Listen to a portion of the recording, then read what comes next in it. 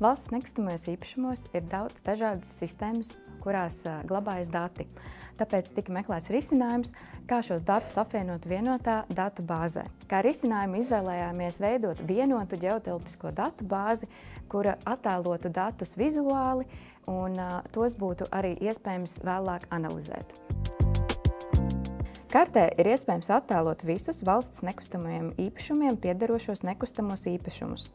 Šādi ir ērti un viegli pārskatīt īpašumu atrašanās vietas un pārskatīt datus.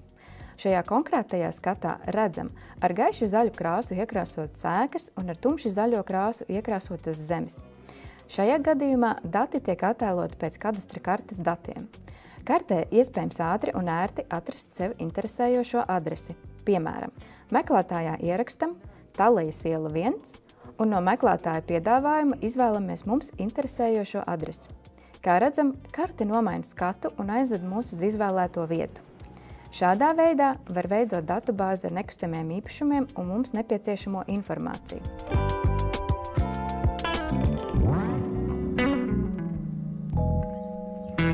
Stāvu plānus iespējams vizualizēt arī izmantojot AutoCAD veidotus plānus. Mūsdienās visām jaunajām būvēm tiek veidoti projekti un stāvu plāni pieejami digitālā formātā. Konkrētajā demonstrācijā izmantojām Talejas ielas 1/3 stāva plānu. Kā redzam, šis plāns jau ir detalizētāks. Ir redzamas sienas, kāpnes, atsevišķi kabineti, durvju un logu ailes. Pietuvinot konkrētu stāva daļu, redzam, ka ir pievienoti papildu objekti. Šajā gadījumā tās ir ventilācijas sistēmas klimata kontrolas iekārtas, bet tādā pašā veidā iespējams attēlot arī cita veida komunikācijas. Konkrētajā demonstrācijā parādīsim, kā iespējams veikt apkopi kondicionieriem, izmantojot ģeogrāfiskās informācijas sistēmas risinājumus.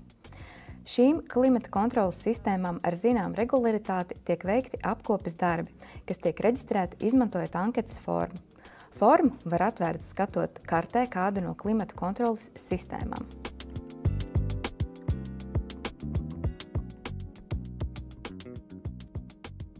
Atverot karti telefonā vai planšetē, ir iespējams izvēlēties mums interesējošo klimata kontrolas sistēmas objektu, kuram vēlamies veikt apkopi.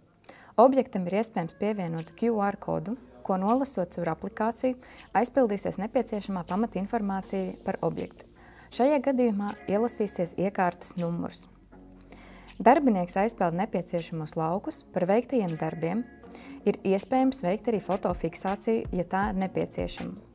Kad forma ir aizpildīta, darbinieks parakstās atvēlētajā laukā par darbu veikšanu un iesniedz anketu apstrādei. Pēc darbu veikšanas iespējams sagatavot izdruku un noformēt dokumentu, kas satur darba laikā reģistrēto informāciju objektā pie iekārtām, kā arī paralēli sekot līdzi aktuāliem veiktajiem darbiem pārskata lietotnē, kurā ir apkopoti vēsturiskie reģistrētie darbi, lai varētu novērtēt nākotnē veicamo darbu apjomu. Izdrukā iespējams iekļaut informāciju par visiem arī konkrētajā datumā veiktajiem darbiem. Izdruka satur visu informāciju, ko darbinieks ir aizpildījis anketā – objekta numurs, veikto darbu saraksts, darba veicējs un datums, kad tika veikti darbi. Izdrukas iespējams sagatavot un eksportēt uz Word dokumenta formātu. Šāda veida apsekošanas anketas un izdrukas var pielāgot un pielietot dažādu cita veida objektu un inženierkomunikāciju apsaimniekošanā.